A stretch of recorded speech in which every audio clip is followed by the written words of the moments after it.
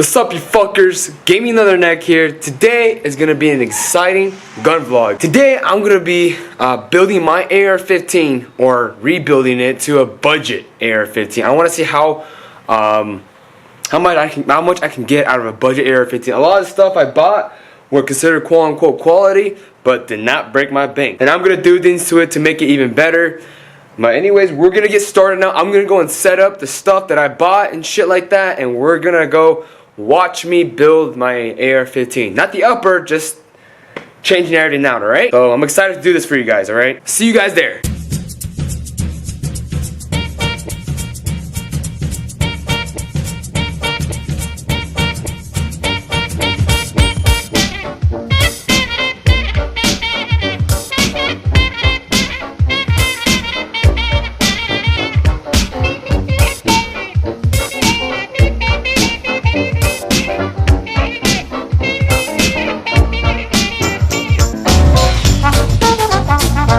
Damn, Merry Christmas to me.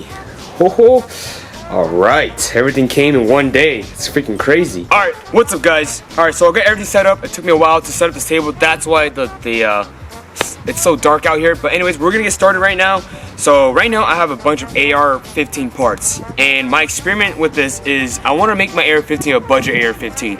And the reason for that is because I really want to see if you're paying for the name if you buy something expensive that has the same specifications, because a lot of times there's a lot of people like gear queers who will say like, oh, you're supposed to buy this part because it's from this company, they're reliable. But hey, I did a lot of research. I went on different websites and collected a bunch of parts and put them together that had the same specs as the military rifle, except for the upper receiver. That one's a little bit different, but the civilian doesn't need that strong of a rifle, I guess. And sometimes I hear that the Smith & Wesson barrel is actually or almost as good as the Colt or FN barrels. Just the fact that it can be a competitor between these military rifles and the Smith & Wesson rifle, it kind of says something about the upper receiver. I'm gonna get started now. So right now on the table I have a collapsible buttstock rails that I got used from eBay, Knight's Armor rails, not even 200 bucks, and these things cost like 300 plus bucks.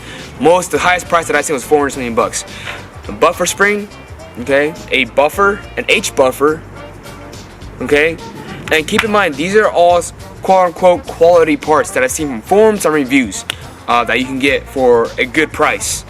So it just feels nice knowing that I can build a good rifle with the best price, you know. And a lot of people fall into that notion where you gotta pay expensive shit for a reliable rifle, but I don't want to prove that wrong. So let's get started. We're gonna start building right now.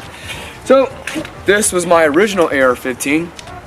Get a 20-inch barrel. I'm gonna change it into a carbine length rifle, which is gonna be a 60-inch barrel. Well, it's considered kind of mid-length, but anyways, we're gonna clear this rifle. We're gonna take this all apart. All right.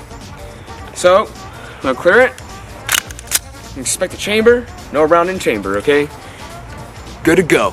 All right. Close the ejection port. And the upper receiver that I'm gonna use today is this guy right here. Okay? This guy right here. This is my old upper receiver. Okay? So we're gonna start out with the upper receiver part. Okay? So the first thing I'm gonna do first is gonna change out the bolt carrier group. This is an AR-15 bolt carrier group. And the reason for that is, let me get my M16 bolt carrier group. The one right here is the AR-15 bolt carrier group. The one right here is an M16 bolt carrier group. The difference is, if you see right here on the bottom, this cut is longer than this cut. The reason for that is so you cannot go full auto with the rifle. But if you buy a bolt carrier group online that says full auto, that means this part will help your rifle going full auto if you drop in an auto sear, which is very illegal. But that's the difference. But this rifle right here, this bolt carrier group right here is, come on, focus. Okay, well, it's not focusing for me, but this one right here is more reliable just because the way it's made. It just treated better, like, you know, it's high pressure tested and multi-particle inspected. while this one is not. This one's just multi-particle inspected and shit like that. And I think this one is even shot peened, while that one's not. So I'm gonna change that out. I'm gonna put this one in, okay? So we'll put it back to the budget upper receiver. Now we got that in there. Now we got a good, solid bolt carrier group. Not saying this one's not solid, but this one's just better, and I already had it. Okay. Next thing I'm gonna do is I'm going to take off the handguards.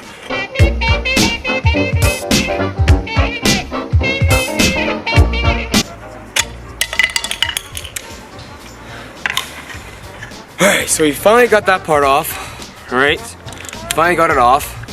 Now we're gonna put on the new handguards.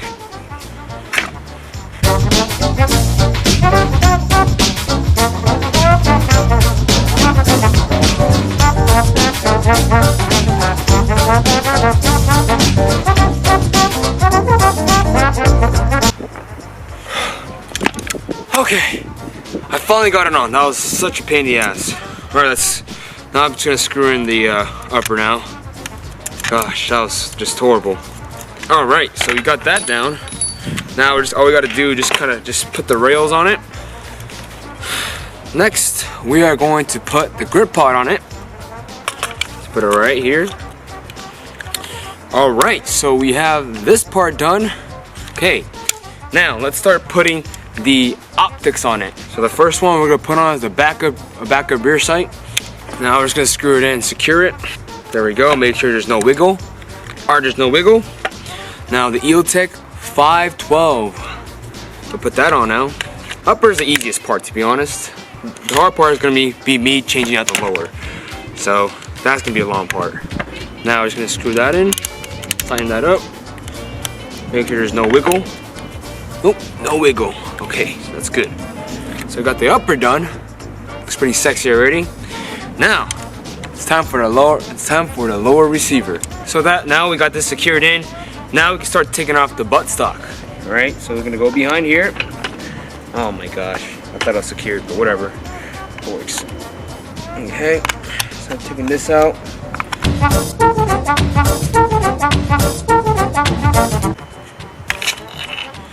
Now we can remove this part. Take the spacer, actually the spacer's in there. Now, gotta be careful here because I don't want to lose this spring right here. Little spring, so we're gonna set that right here. We're gonna take the buffer spring out. Buffer tube, we don't need that anymore. That is dirty as shit. I actually took this off without using the vice block, so we're just gonna spin that off now. Alright, so we got this part off. Awesome. Now we're almost done. Gotta make sure this thing stays in. There's a little spring in there that's gonna pop out if I let go of my hand. Or if I didn't put my hand there, but got it. So now we're gonna put in the new buffer tube. So we're gonna put in the castle nut first. And then we're gonna put in the locking plate. Now there's a spring here. I gotta make sure it doesn't pop out. So now we're just gonna screw it back in. Okay, so now the locking plate's in. All you gotta do is screw on the castle nut, which is this thing right here. Alright, so we got that done. Now all I have to do is this buffer tube right here and just tighten the castle nut. By using this tool right here, tighten it. So basically what I'm gonna do right now is I'm going to stake that part. The whole thing behind staking is making sure that this castle nut does not, fall off. So I'm using a hammer. I'm gonna use a punch, around a center punch. I'm gonna punch this part in. It's gonna be a little bit hard because I've never done this before. Now, I did an absolute horrible job in staking the gas key. I mean, the castle nut. But it works, okay? It is just horrible. Look at that. Oh my gosh. But it works. I tried taking it apart. It didn't work. All you gun nuts out there, you guys are going to hate me so much for doing this to my rifle. But whatever. I don't care. Well, that was a miserable time of doing that. It was a pain in the ass and it was horrible. But like I said, again, it works. Now all we gotta do is we're gonna put the buffer screen and buffer tube inside the buffer screen and buffer inside the buffer tube. There we go. It works. Now, time to put on the collapsible stock. There we go. Now we got a collapsible stock. Time to put on the upper. Alright, so now you guys can see I'm gonna put the upper and the lower together. And boom. It's complete. Now all I gotta do is check it. Let's check it. Okay, nothing. Alright. So it works. Okay. I did a semi-weapon function test. I kind of forgot, to be honest. Now, on my previous gun vlogs, you guys have been asking me if my AR-15 has a bullet button. And the answer to that is yes, my AR-15 does have a bullet button. I am not risking my career over this stupid California gun shit. So here, I'm gonna take a government issued mag, which I'm allowed to have. Okay, I'm gonna put it in there. This is for demonstration purposes only. Smack that bitch in there like you're smacking a girl's ass. I'm gonna press that magazine as hard as I fucking can. Is it coming out? Nah, it's not coming out, right? But if I take something sharp like a pencil, okay, press the inside, it comes out. Alright? This is a rad lock. You can get these at Turner's, places like those, alright? Like the gun stores in California. They sell it to you for like 33 bucks. You can even get it off eBay. So, what that means is that it is an interchangeable magazine release. So, hopefully that answered your guys' question. Anti-mainstream, anti-radio, anti-everything you stand for. Yeah, I'm coming for blood. You know what this is? This is murder rap. Yo, I'm a fucking beast, a disgusting freak, raping nuns and priests. Cause I've been violent since the day that I discovered peace. Never nothing sweet, I murder snares and leave the drums to cease. My paint corruption sheet, stab a song and accurate. If you guys liked the video, thumbs up. If you guys didn't, thumbs down. I don't give a fuck. Stay sharp, be safe, and remember, complete these kills. Thanks for watching. Oorah.